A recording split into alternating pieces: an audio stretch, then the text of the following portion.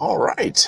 Hello and welcome, my friends, to the next episode here of the Red Delta Project podcast live feed Q&A, where we are helping you escape the diet and exercise rat race while helping the whole world get stronger with the power of calisthenics. I'm Matt Schifferly, and as you can see, I'm a little bit of a different environment here. I'm taking a few days of respite vacation down in sunny Florida here, Sarasota, Florida.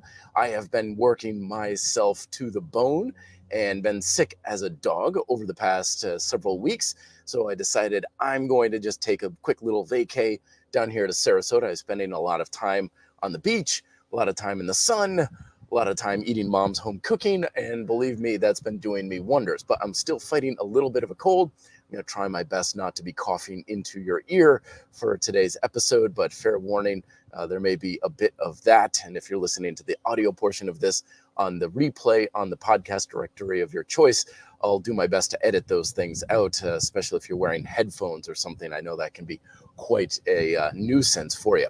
But nonetheless, we are talking today, part 3 of our series of what are the best calisthenics and bodyweight training exercises in all of my books and my programs and stuff for building up your pull chain, aka your back and biceps. Last week, we covered chest and triceps, shoulders too, to a very large degree. And the week before that, we got the squat chain, everything from the waist down. So this is the last of the 3 big movement chains, push, pull, squat. These, of course, are the ones that are primarily responsible for developing your muscle and strength and the ability to augment your physique as well. So this is kind of like the part 3 of the trifecta here. And we're going to be covering other topics here, as well as what you want to do to work your back if you don't have a pull-up bar, what are the best exercises for working your back and biceps, because they're not always about pull-ups, even though I know that gets the lion's share of attention when it comes to bodyweight training and calisthenics. But for a lot of people, the back, the pull-up or vertical pulling, I use the term pull-up for all vertical pulling movements. I never use the term chin-up. That was a holdover from convict conditioning. Paul Wade was always saying things like, why do we have these different words? You're pulling up. You're just using different grips. We don't have different names, or we don't call it a chest up versus a push up just because you place your hands differently. And I agree with him on that one. I mean, what do you do with a neutral grip? Is that a pull-up or a chin-up? I just call it, you're pulling up. It's all pull-ups. That's why I just use the pull-up term for universal anything that's a vertical pulling movement. But it's not always the best exercise for a lot of people for several reasons. First and foremost is that it tends to overload a lot of people's pull chain when they are doing it and they don't have the shoulder blade or scapular mobility or stability to get the exercise done properly, and sometimes not even too safely. One of the most common issues that people face when it comes to doing calisthenics is they'll say, oh man, I'm getting all kinds of tendinosis and pain and stuff in my elbows, which is usually a sign that you're overloading that area of your body because you don't have decent mobility, stability, and activation in your back, particularly with your lats. And yet, because we get in that calisthenics rut, where we're constantly doing pull-ups and pull-ups and pull-ups, thinking they're the be-all, end-all, and king, and everything else is a distant second, we keep just banging our heads against the proverbial wall. And it's a great exercise. I'm not saying don't do it. And in fact, most people can still do it very well, but to do a regressed exercise version of it, where they're using assistance with the machines you can find in a gym, bands, or my personal favorite, just keep your feet on the ground. The seated pull-up or the L pull-up, where your feet are out or your legs are out straight, your feet are up on something like a weight bench or a chair or something. That's the version of the pull-up or vertical pulling movements that most people should be doing, in my opinion. Because what ends up happening is a lot of people jump up on a pull-up bar, and when they pull up, their shoulders elevate. They get a little bit kyphotic. Their shoulders are forward. They lose all the tension and supportive engagement in their shoulder blades. They're all hunched up. Maybe they can do 3 repetitions or something. They just keep doing this thing half-heartedly. And it can be a fairly effective technique, but it's certainly not the one that they're going to make the most progress with for those reasons.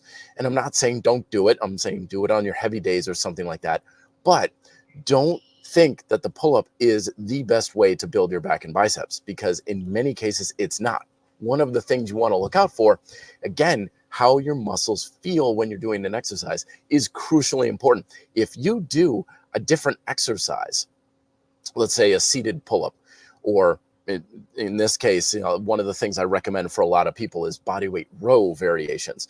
If you do that and you're like, wow, I really feel it a lot more in my back when I'm doing this exercise, that literally means it's going to be more effective. If it feels better, it is better as an exercise. If you feel the muscle engaging more, if you feel that you can get a better pump, if you feel the muscle contracting harder, then it's going to be a more effective exercise, flat out. And again, that doesn't mean you'd only do rows or whatever, but it does mean that that's the thing that you want to focus or emphasize, not necessarily getting your head stuck into thinking, I got to do pull-ups because that's what everybody does or what everybody says to do best. In fact, the new program that I'm coming out with about building up a more aesthetic physique and making yourself essentially look good naked kind of thing, it doesn't have pull-ups in it. I'm negating the exercise entirely in that program. But as I say in the program I'm writing, I'm not saying don't do pull-ups, but in that case, for that program, I really do believe a lot of people are going to just have a much easier time building their backs and biceps with rowing exercises, horizontal pulling.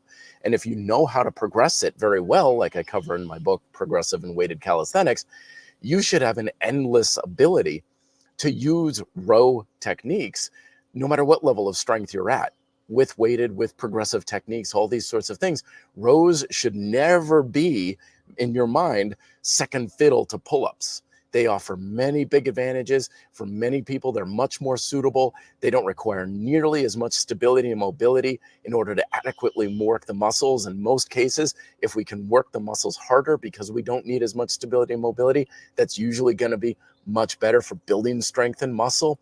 So the row technique for a lot of people should be what they're emphasizing much of the time. So that's the first point that we're getting to here. Let's see if you can get, if we've got anything here. Michael coming on saying, today's show is brought to you by the letter P. Absolutely. The title of this was all P's. I had a little fun with it there. And it took me forever to figure out a way to, I was like, what's a good word for exercise that has B in it? Michael, it's good to see you. Drop Weight Daddy's in the house saying, still seeing progress in your traps. Great work. Hey, man.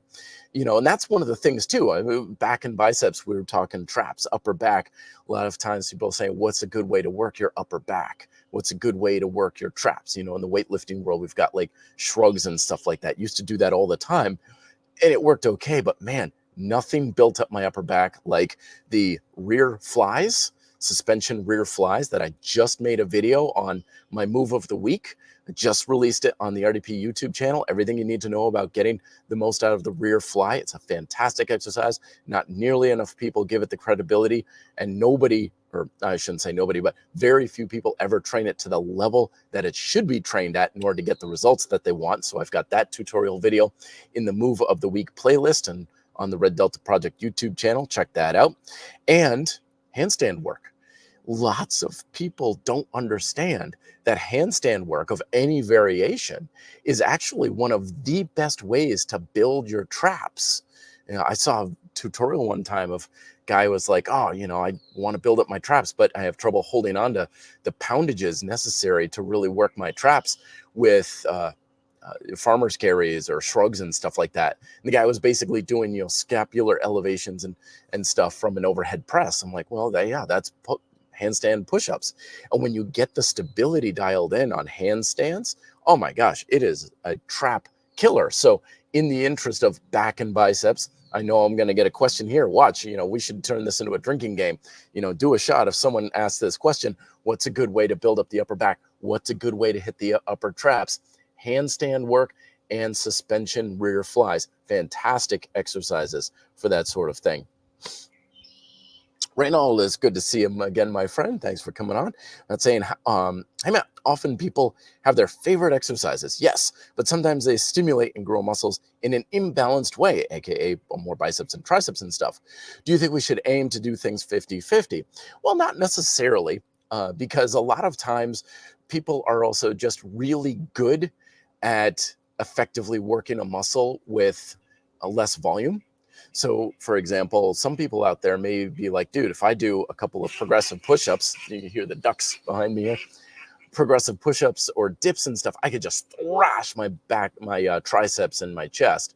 But it takes a little bit more to work the back adequately. Sometimes you'll even hear that recommendation from coaches who will say things like, for every 2 sets of a push chain exercise, do 3 sets or even 4 sets of a pull chain exercise.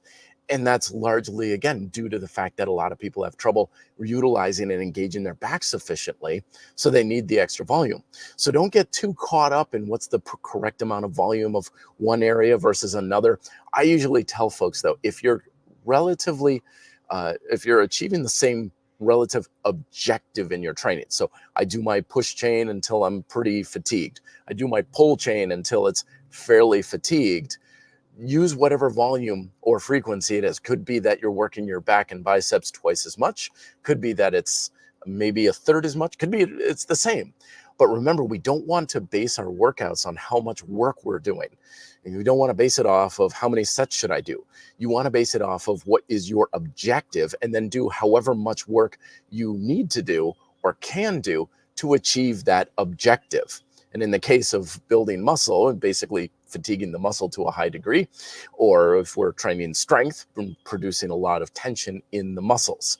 So use the volume to be adaptive, like I talk about in my new quick read, all about adaptive training. It's one of the best things I ever did for my fitness career, as well as with training clients, is using adaptive training methodologies that don't prescribe to a dogmatic approach of how much work you should do, because that way you're always getting as much as you can out of it without underworking or overworking.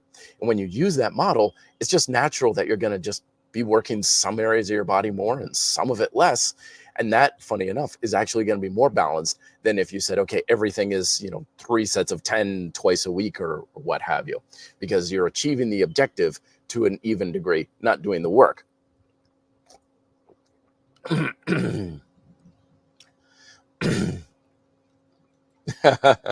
Ben saying, anyone saying you can't progress rows has never seen a full front lever row. Amen to that, my friend. Oh my gosh, it is so crazy when you watch someone do that in person. I saw someone do that once in person at a workshop, and it's like people are like dropping their beer. Well, okay, it's just like, holy smokes, like most people can't do a front lever, and this guy's doing front levers dynamically. Unbelievable amounts of strength. You're 100% right. Baz is saying, do you still recommend Beta Reno Plus? Sure, absolutely. It's one of the first programs I ever came out with. And, and if nothing else, the basic premise of the program still stands, is that your ability to challenge your muscular work capacity, aka build muscle, build strength, or build muscular endurance, is dependent upon your neuromuscular proficiency. And over the years, I've got all sorts of other methods that can help improve the neuromuscular proficiency. We got isometrics, we got grind style calisthenics, we got shift work and all these sorts of things too. But the whole idea behind Beta Reno Plus, or CC Plus now as it's called, should really re-release that program. It's just sitting on my hard drive. I need to go through and edit it some more because it's so old. But yeah, the basic premise is you're only going to be able to work yourself to the degree of your proficiency. And the point of Beta Reno Plus, or CC Plus, was work on your proficiency with work on your capacity. Because the more you work on one, the less you can work on the other. But it blends the two together, so that way you're not being held back in any way, shape, or form. Pardon me, folks. Joseph Bello, it's good to see you as always. Hello, Matt. My pull-ups are horrible. I have to keep my feet on the floor, so I do rows. My back engagement is not that good, but getting a little better. I superset the row with push-ups to save time. Yeah, that's a great thing. Don't feel like you're missing out here, folks, if you're not doing vertical pulling stuff. Remember, fundamentally, pull chain is pull chain movements, okay? If you do a pull-up from overhead to here, you're engaging in shoulder extension and elbow flexion. If you do a row, shoulder extension and elbow flexion, okay? The range of motion is different. You're applying resistance a little bit differently with your body orientation to gravity, but fundamentally, it's the same thing, or at least it shouldn't be that different. Ideally, remember, when we get more proficient at our neuromuscular proficiency when we engage our muscles on the same fundamental level with the basic movement patterns. Differences between exercise should get smaller and smaller and smaller. So eventually, a real good goal to have is that pull-ups and rows should feel pretty much about the same. They shouldn't feel all that different. And so as you get better and more proficient at things, then the difference will shrink. Now, it may always have some difference to it. Of course, the flavor of the exercise will be different. But dude, again, if you're like killing the rows, you're like, dude, my back is just, it's jacked up. I love how it feels after a set of rows, and it feels so much better on my joints, and got an amazing pump, and my lats are working and stuff. It's like, listen to that. Listen to the feedback you're getting from the exercise. If you're feeling better about it, you're probably going to get a heck of a lot better. So we've got our reason why rows may be better than vertical pulling for some people. I'm not saying all the time. I know some people will be like, I get the best results from vertical pulling. Okay, great, fine. But always remember that you're basing this recommendation off of a sample size of, well, you. Okay, now the next question I often get with these things is, well, what's a good way to work your back when you don't have a pull-up bar? And to this, I always say the same thing: buy one, make one, or find one. Because at the end of the day, in order to adequately train our muscles in calisthenics, we just need a place to hang. There's no two ways about it. Even if you're not doing pull-ups, you need a place to hang to stretch out, to decompress your spine, to do hanging leg raises, to do a whole host of other things. Right? Everybody should have a place to hang in their regular place of residence and so forth. So that's why I'm always telling people, buy one, make one, or find one. Find an area you can hang, even if it's just a tree limb or something. Buy something that you can find. Of course, pull-up bars for doorways and stuff are pretty widely available on Amazon, and they're cheap. Pullupdip.com, one of the companies I always recommend over at rdp.com, is got one of the best doorway pull-up bars I've ever used. It's fantastic. Duonomic pull-up handles are great as well. Or even just make one. I mean, I don't think you can see it here in the video, but I traveled down here to Florida with my bowline trainer. It's literally a portable weight machine, and it is comprised of 3 pieces. That's it. It cost me like $8 to make. Maybe not even that much, right? And it gives me the ability to hang from most anywhere. I can throw that thing over a sturdy support, and I've got those trees behind me there. It's fantastic. I'm working out here in the backyard. I got birds and wildlife and stuff all over the place. It's wonderful. So the real long-term solution, if you don't have a place to hang, buy one, make one, or find one, because you got to have one. But if you're just kind of in a hotel gym or something, and you're like, I just still want to get the back worked a little bit, what can I do? One of the best things you can do is stretch out style techniques, aka ab rollers. Because an ab roller, if you think about it, is really actually in many ways more of a back exercise than an ab exercise. Because what you're doing is you're stabilizing your core with tension in your abs and your glutes and your hips and things, but you're actually doing the movement with shoulder flexion and extension, just exactly like a pull-up bar, just exactly like a row, just exactly like doing pull-ups and stuff, which is, again, how we can recognize our activation in our back. When you're doing your ab rollouts on an ab wheel, or you're just sliding a towel on hardwood floor, or using a suspension setup like rings or something for the same sort of idea, your lats should be going absolutely bonkers during that exercise. More often than not, that's not the case. So that's something to work on. That's something to engage with. And again, a lot of it comes down to perception. Most of us don't look at the ab wheel or stretch outs as a back exercise, as a lat exercise. But fundamentally, we're just working on dynamic shoulder extension. Same thing as a front lever. Well, front lever's isometric, but it's the same thing. We're using the same muscles to apply resistance through the joints in the body the same way. So that's why that type of activity of being in a plank and stretching out your arms and pulling back should be an amazing back exercise and a good way to work on your back and lat engagement. Because if you don't feel like it's really working it, that's a good way to practice utilizing your back and your traps and your shoulders for that activity. And you can really get your back working pretty darn hard with that. And then the other thing to do is, of course, don't forget your back and hip bridges. It's like the deadlift. People often consider the deadlift to be a very good back exercise for good reason, because you have to use all of the muscles in your back isometrically for the support and stability during the exercise. Well, the classic hip bridge, where you're sitting on the floor and you extend your hips upward like table bridges or with your legs straight and stuff, fundamentally, again, same thing as a deadlift. You're stabilizing with your back and extending with your hips, just like you would with more like actually a Romanian deadlift, if we're really being picky here, because your legs are not really moving. Sometimes a traditional deadlift has more knee flexion and sometimes ankle extension as well. But it's more like Romanian style, which one of the reasons why I find it's very effective for the hamstrings and the hips. So those exercises are great ways to still hit your back and not have you hanging from anything in the short term. All right, let's get to some more questions here. Joseph's asking, should I do my suspension bicep curls after I'm done with my rows to work the biceps?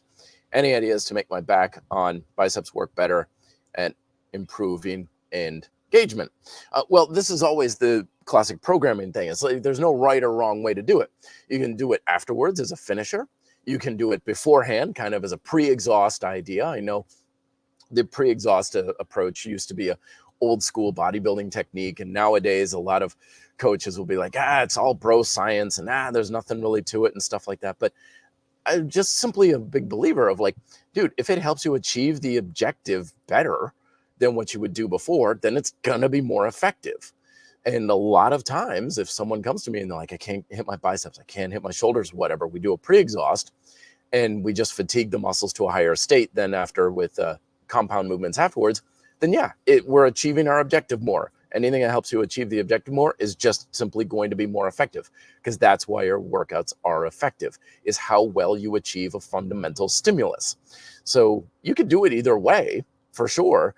And one of the things you want to play around with here, Joseph, is remember, you want to engage your back to a high degree during the setup of your curls. We don't want to just start doing the exercise and assume the exercise will engage the muscles properly, because it doesn't. Exercises don't work muscles. They don't engage muscles. That's what our brain does. And we want to engage things proactively beforehand.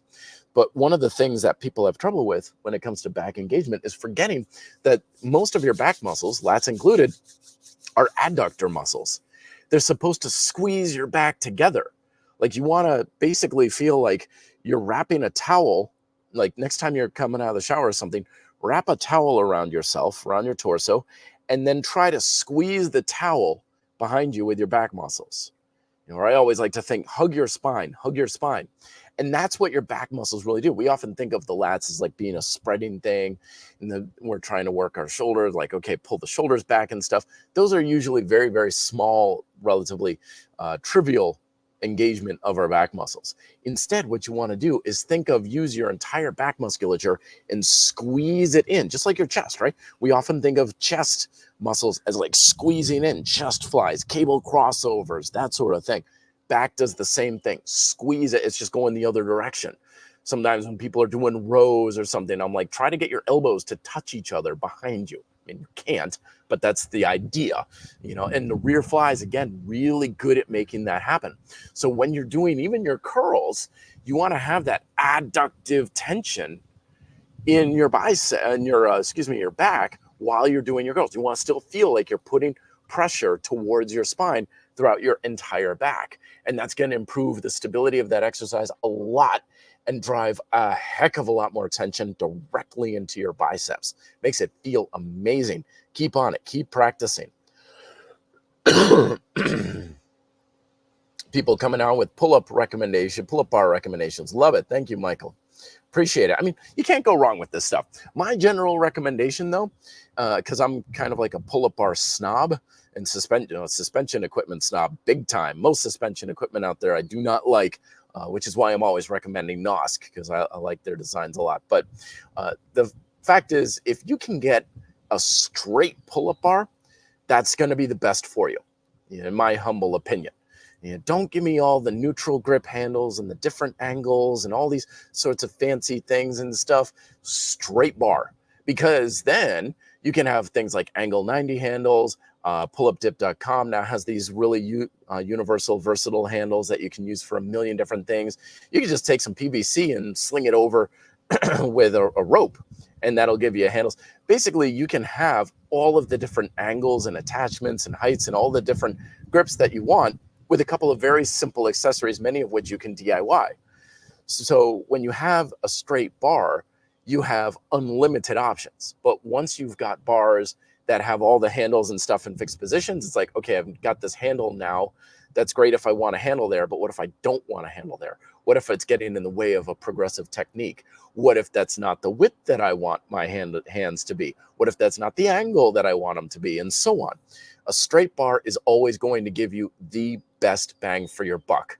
A little bit of knurling is good, but ideally, like not even with any sort of rubber sleeves or foam padding or anything like that, like a pipe from Home Depot kind of thing that doesn't flex.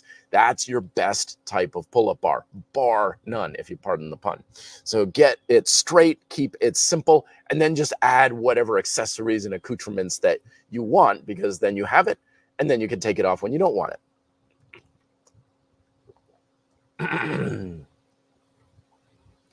All right, Reynolds coming on, saying, "Yeah, in my day, I contract specific muscles to just train them, aka just contracting the lats on the spot. But I wonder, what is contraction without situational use really training them in? The training them is in tension control, essentially. Okay, so remember that neuromuscular proficiency is first and foremost based on your ability to engage the muscle in the first place. Okay, without that, you got nothing. I don't care what your exercise is. I don't care what your technique looks like. I don't care how strong you are. I don't care what weight you're using or anything. If you have trouble engaging a muscle, it is damn near impossible to make it bigger and stronger. That's the simple physics of it. It's like, trying to use a smartphone and you're like, I'm hitting the switches, I'm doing everything on it, I'm hitting the buttons, I've reset it 50 times. It's like, why won't it work? It's like, because the battery's dead. Until you charge that battery, nothing you do with that phone will do a thing. It's a brick. Same thing with your muscles. When our neuromuscular engagement is pretty low, which it often is, especially in stubborn muscles, nothing you do will ever work very well, no matter how you do it. But the opposite's also the case. If your muscular engagement is very high, anything works. Running works. Walking works. Being able to just open car doors work. I mean, don't laugh. I've seen it. A buddy of mine back in college, he had these huge legs. And we're all like, Jason, what the hell do you do for your legs? It's insane. And he's like, my legs are going nuts climbing a flight of stairs. It's like, I don't do much of anything. It's just gentle jogging kind of thing. Granted, that's an extreme example, but my calves are a good example of that. People are like, what do you do for your calves? I'm like, I don't really need to do anything, because when I was much younger, I was kind of taught how to engage my calves very well. Now, literally everything I do is working my calves better than many people who are doing, Jeff Cavalier's calf training program that takes 40 minutes or whatever. Muscle engagement is everything. And when you are practicing engaging those muscles in the way that you're doing, you're setting yourself up for a stronger foundation for everything to be more effective. Everything. And it's one of those things we just have to practice, because it's neural in nature. It's like any other habit. It's like learning a language. It's like playing an instrument. If you don't use it, you lose it. And a lot of times we are not using our muscles to a very high degree. And once you've lost it, not entirely, but once you don't have it very much, again, if your nervous system is compensated in some way. So for example, you should be building up your lats doing rows, but if you're not used to engaging your lats very well, no amount of rows is going to help you. You're just not going to do it. That was the case for me for years. And only in the past several years, I can get my lats to engage to a much higher degree. I was like, oh, that's how rows are supposed to feel. But I could have done rows for my entire life and never really built up my lats to any notable degree, because the engagement wasn't very good. The mind and the nervous system has a really good way of circumventing and working around weak muscles. So it doesn't matter if it's supposed to work those muscles. If it's not, it's never going to. But when you're practicing just engaging them, using them, That's going to go a long way, and then everything's going to work better. But when you talk about situational things like, okay, so what if that works, then why bother, lifting a weight or doing pull-ups?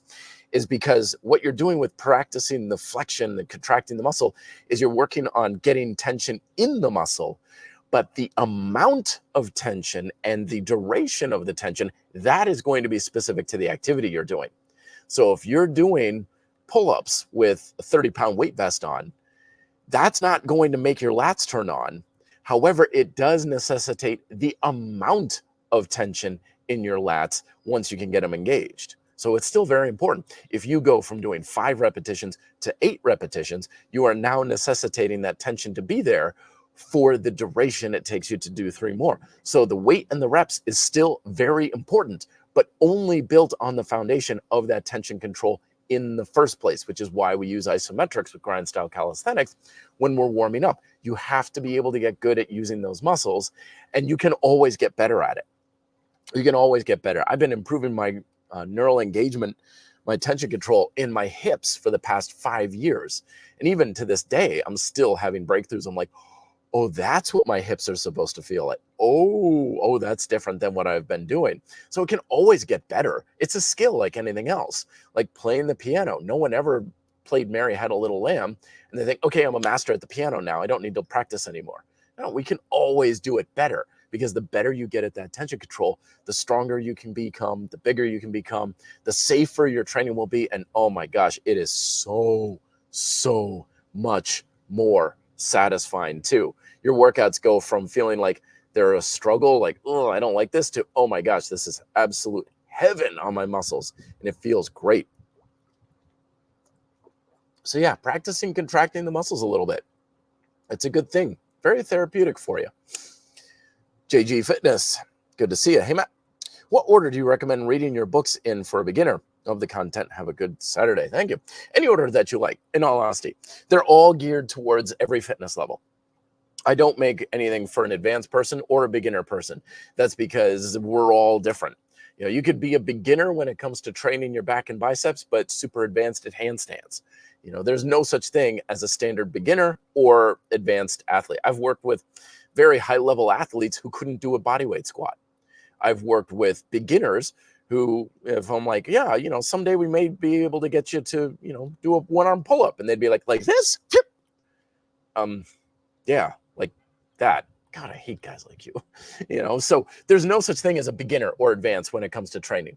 It's just we're whatever level that you're currently at and moving forward from there. So any of them can work, but I usually start people off with either grind style calisthenics or the progressive and weighted calisthenics, just because that gives a little bit more of a foundation to my methods in particular. So it's more like if you're a beginner at Red Delta Project or grind style calisthenics, that's a good place to start off. Gives you a little bit more of an idea of kind of my methodologies.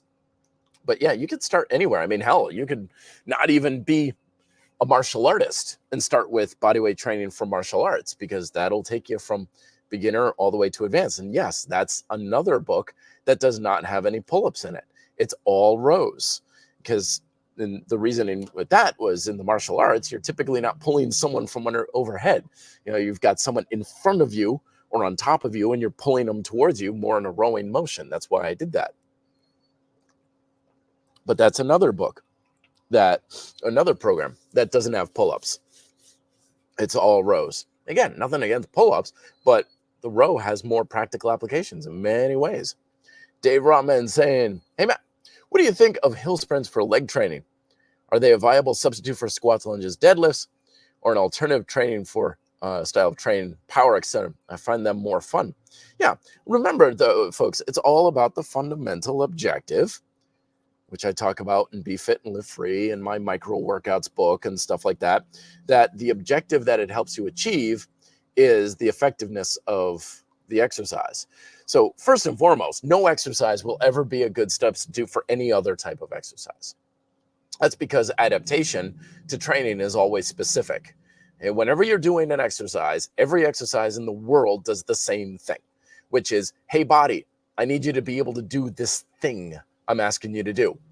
And your body will be like, okay, I'm going to adapt to be able to accommodate the specific way you're using strength the specific duration, the specific coordination, the specific way you're using the muscles. Everything is specific. That's why everything you ever do will say, get good at doing this thing this way. So fundamentally, no exercise will ever replace any other type of exercise. But then again, it doesn't matter, right? You could be like, I just want my legs to be strong and powerful. Yeah, just do anything that requires strength and power. You know, literally anything. And sprints do that? Yeah, sure. Squats do that? Sure. Okay, just do whatever you want then. Because if your objective is fairly broad in general, then just do whatever the hell you want, as long as you're getting that objective met. But yeah, typically sprints are going to be more of the power and explosiveness kind of training for you versus, raw strength training is a little bit more generate a lot of tension for a good duration sort of thing. And that's generally how it's used. But sure, I mean, if you came to me and you're like, I don't want to do any leg training, just hill sprints. Yeah, sure, fine, whatever. Go for it. You know, it doesn't matter unless you're going to be needing to do lunges and squats and things like that. But always remember that no matter what you do, you're always going to be terribly out of shape for most everything. Right? I would suck as a rock climber right now. I would suck as a runner. I would suck as a cross-country skier. You give me 99,000 things to do out there, I'm going to be pretty at most of them. But I'll kick your butt on a mountain bike. I will be able to ride longer, faster, and harder than you will. Put me in a ring with you for Taekwondo, and I will definitely challenge you to a very degree and probably come out on top. Why? Because that's specifically what I've trained for.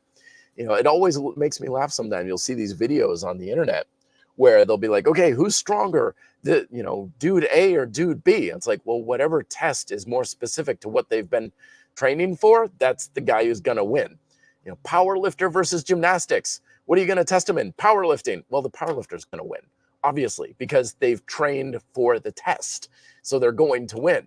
But if it was muscle ups and ring dips and stuff, well, then the gymnastics guy is going to win, kind of thing. It's always specific to what we're training. So that's why it's so important to be real with what is important to you, because you can't train and be good for everything or even most things. So get real about what is important to you and then train for that. Like, I can't swim for anything. I can't run for crap. But nothing I do involves running and swimming, so what the hell do I care?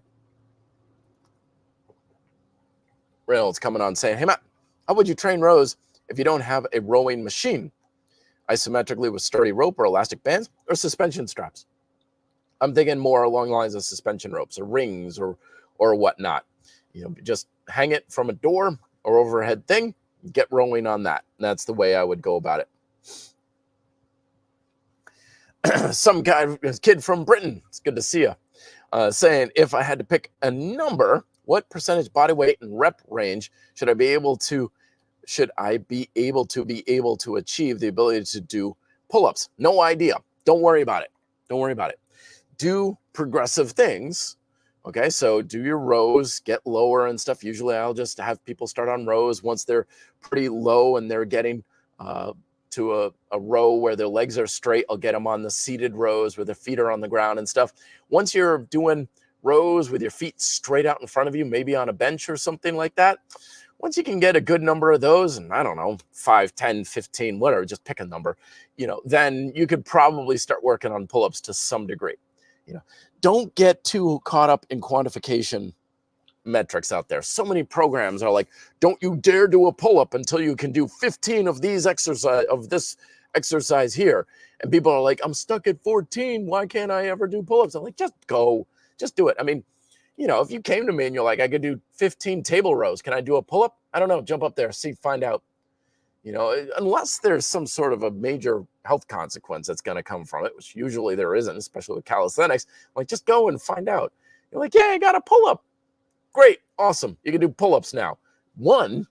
So we're going to program that in as an exercise for heavy resistance for when we're doing things. But sure, it's like, but I can't do 20 body weight rows with my legs straight yet. I'm like, so, you work and you train according to your capability, not a number. Okay? Once you put the numbers in charge, you're no longer in charge. You're no longer programming smart. You're not disciplined. You using disciplined programming. Disciplined programming requires making choices and decisions, assessing the situation and saying, okay, your best call is to make this exercise more of your staple here. Not saying, okay, well, this program says I can't do that, so I shouldn't be doing it. Says who? Don't put anything else in charge. Don't put the numbers in charge. Put you in charge. And if you can do it, crank it. Go for it. If not yet, well, okay, make it easier and do that instead. And that way you can train according to your level, which is what you should be doing, rather than according to numbers.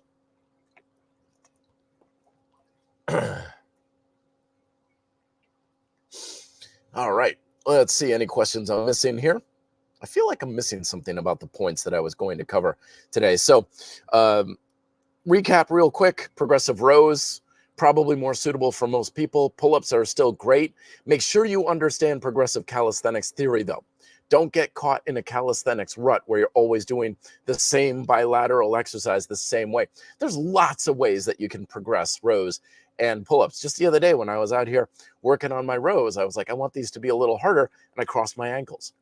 Removing a base of support makes your muscles work harder. So suddenly basic rows, legs straight, much more challenging. Works really, really effective.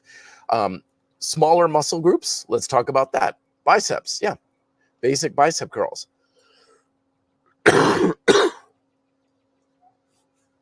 Leaning back, suspension straps, rings, grabbing on towels if you like, even just climbing ropes at a gym.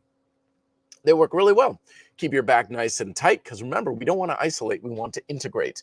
So when you're using bicep curls of any variation or any equipment, you still want to make sure your back is working extremely hard with that. You still want your back to be very much engaged, so that way you are stabilizing, especially if you're leaning back against suspension straps. Then yes, glutes should be on, hamstrings should be on. Make everything nice and tight. The more muscle you engage with an exercise, the better. Safer you are, more satisfying it is, and the more emphasis you can create in the muscles that you're trying to work, in this case, biceps. Another one that's a big favorite of mine is the lateral bicep curls on suspension straps.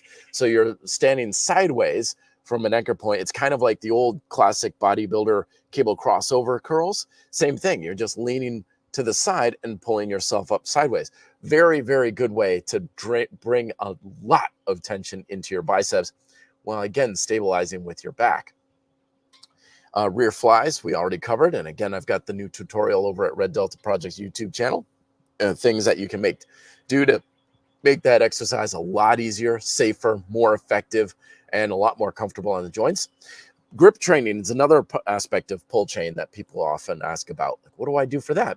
Always remember, folks, you gain that which you challenge. Challenge your stamina, you're going to gain endurance. Challenge your strength, you're going to get stronger. Challenge your muscular work capacity, you're going to stimulate hypertrophy. Challenge your grip, you're going to get a stronger grip. So sometimes when people get into pull chain work, especially with something with a rotating handle, they'll say things like, oh, I like it, but my grip is giving out first. Like, I feel like I can't hold on to the handles quite as much. I'm like, yeah. They're like, what do I do? The answer is nothing. Just keep going, because your grip, muscles in your forearm specifically, are a weak link in your pull chain that's just petering out first when you're doing that exercise. So it's getting challenged more than everything else. Is it going to stay like that? No, of course not. It's getting a bit more stimulus. So it's going to get stronger, faster, and then it's going to be a level playing field, and then it won't be a problem anymore.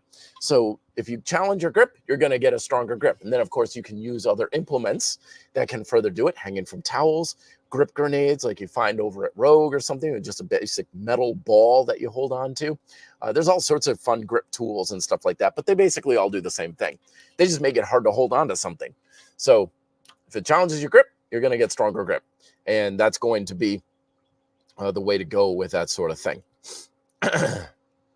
Sean's coming on saying, hey, Matt, can we talk about what exercises you plan to include in the new program? ETA of it. Thank you very much. Actually, it's been a few weeks since I've been working on it. I don't know if I could really remember a whole heck of a lot from it, because like I said, I got really, really darn sick for, now it's almost coming on a month now. And man, that just threw me off a tizzy like crazy. So I've been going all crazy with trying to get other ducks in a row, just keeping the balls in the air, so to speak, when it comes to this sort of thing.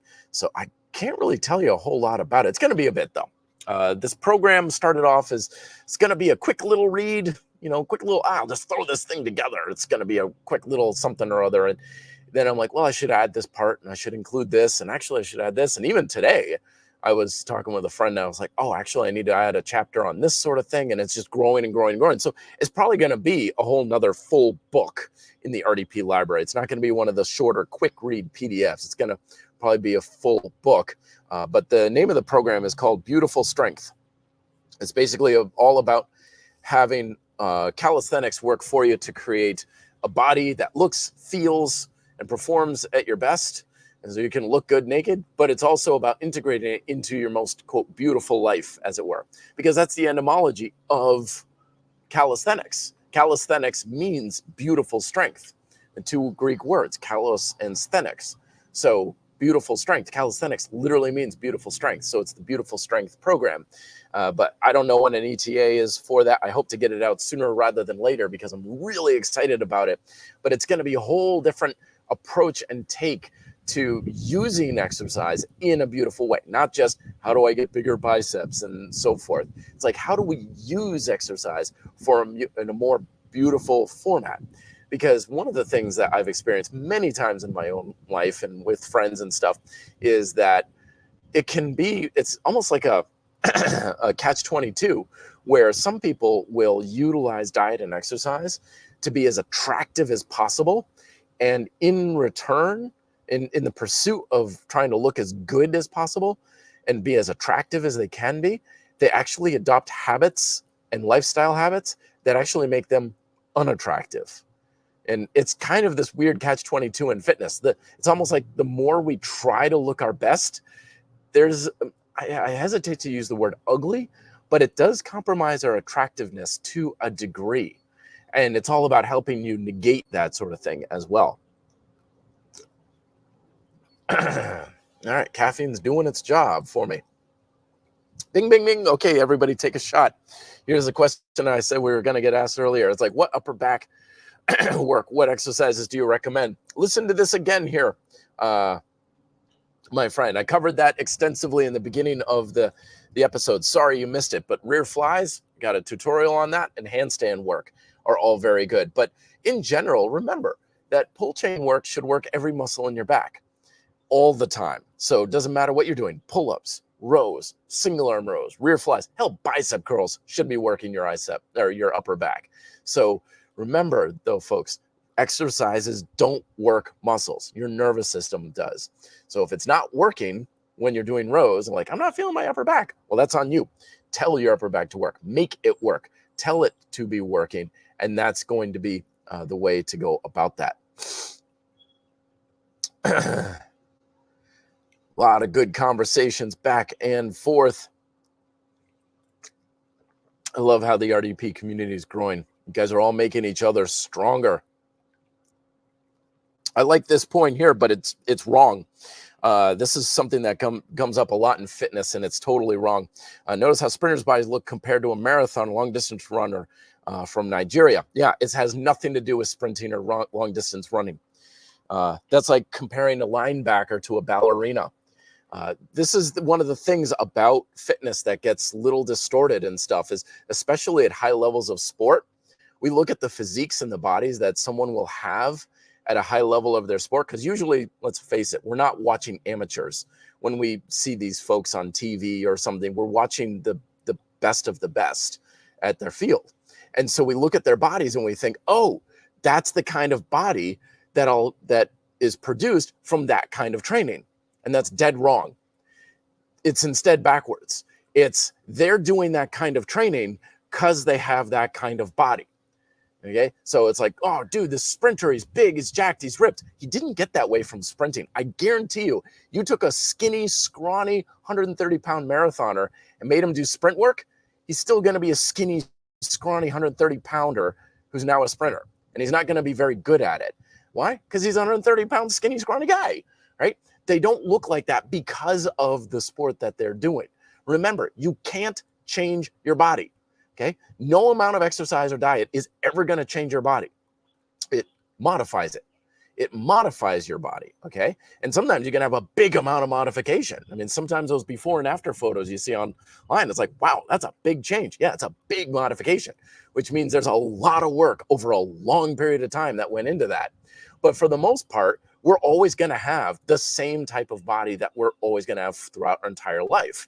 Okay. So that sprinter would still be fairly big and jacked if he was into parkour, if he was into calisthenics, if he was, into doing anything else. They don't look like that because of the sport they do.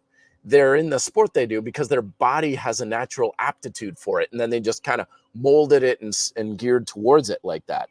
But no, you're not going to get skinny and scrawny because you're a marathoner. Again, my buddy Jason, huge Tom Platzian legs. The guy's built like a brick outhouse.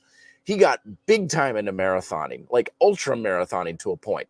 Did he turn into a skinny, scrawny guy? Nope. His body stayed the same. He had times when he would be leaner. It's like, oh, dude, Jason, you're leaner. I could see it in your face and everything like that. But his legs were still jacked. It didn't matter that he was running like 80 miles a week or something like that. So it's a correlation versus a correlation versus causation sort of deal. We're getting the two mixed up. You don't get big and jacked by sprinting. You don't get skinny and scrawny by marathon running. You're getting that as a correlation instead. And I fell for that one for a long time too. I mean, hell, I was skinny and scrawny as a bike racer in college. Skinny as hell. Yeah, but it's not a hormone thing. It's how long duration affects the hormones. It's not a hormone thing.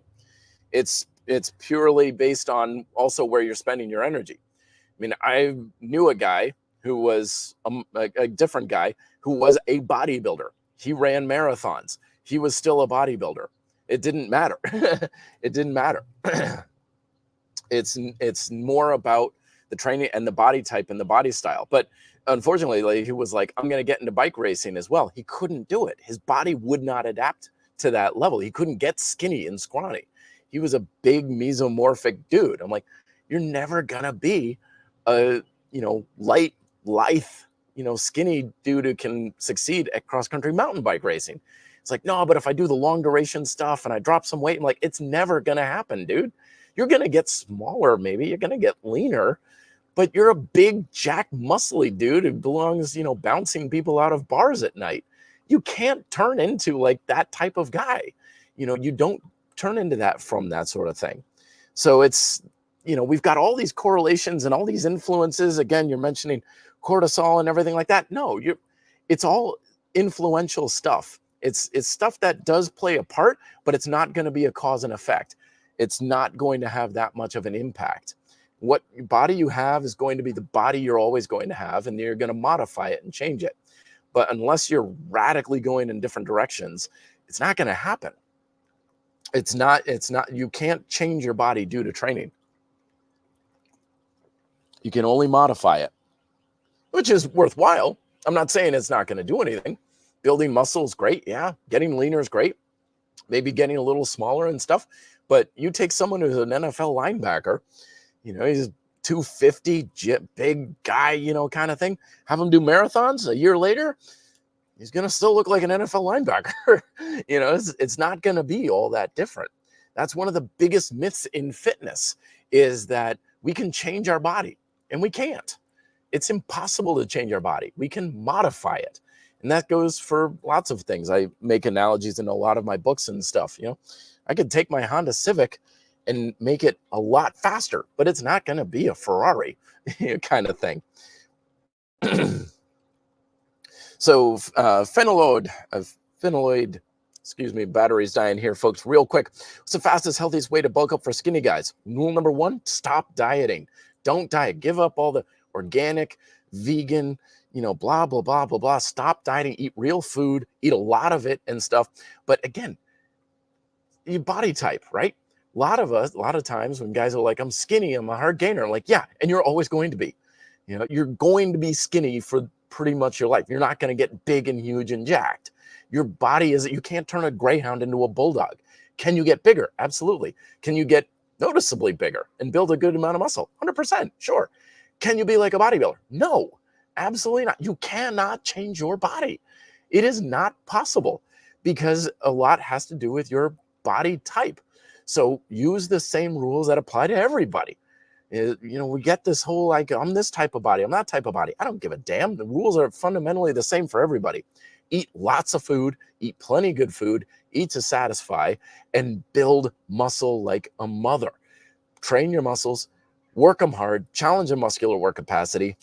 There you go. That's all you can do. That's the best you can do. Go into your workouts, bring in as much to the table as you can, and you're good. And you're going to get what you're going to get. But that's going to be your best approach right there. Can you no longer be a skinny guy? I don't know. There are some pretty impressive transformations that come out there. There are some guys who go from scrawny to brawny. They're by far the exception, though. They're like 1 out of 1,000, but it can happen. And maybe that's your case. Who knows? But it's usually going to be something that's going to be fairly extreme, like, going from marathon training to I'm going to now become a power lifter.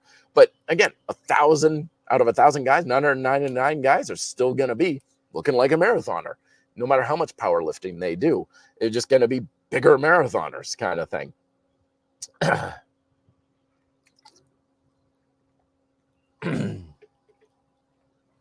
Mike is saying, 54, would you train all key chains, one workout every, or split them up? Yeah, either way, whatever you want to do, just get the work in. If you hit your hand with a hammer, it doesn't matter if it's Tuesday. So it's definitely go after the ability to fit the work in however you can. Most of the time, workout schedule has much more to do with your schedule and personal preferences. That's the most important thing. Just what can you get the work in on a consistent basis? I'm running on battery here, low on battery here, folks, so I'll see what I can get in. Hey, Matt, what are your thoughts on half repetition versus isometrics? Been experimenting with half reps instead of isometrics for a few weeks with a great pump and result. Yeah, you're definitely going to get a greater pump with any type of movement over isometrics. But you're always going to get more tension with an isometric than with dynamic. But it depends on whether or not that's conducive to your goal kind of thing. So yeah, fundamentally, you're probably doing the same thing either way. So just go with what feels best.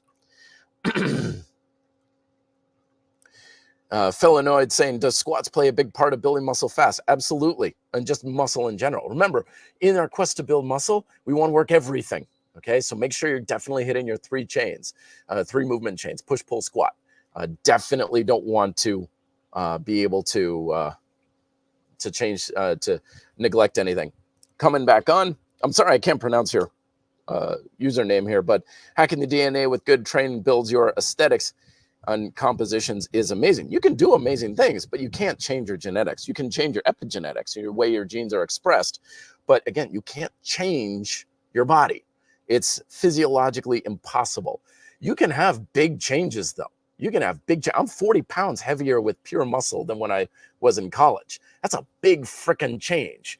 I have but at the same time, if you looked at my body when I was skinnier at 150 pounds and now, it's still the same body.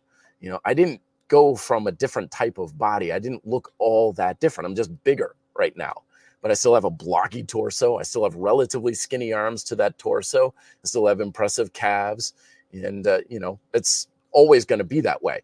And I can augment and change things here and there, but yeah, my body's changed many different ways over my training styles over the year, but it's fundamentally, it's always the same because it's always going to be the same.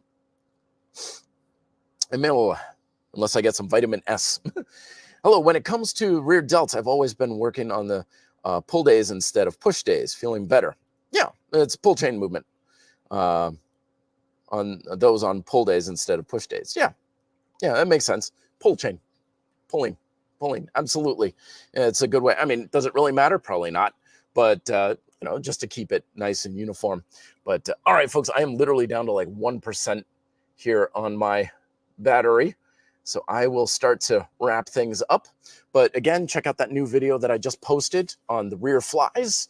Little nuances there to protect your joints, make it more effective and easier setup. as well. Red Delta Project's YouTube channel there.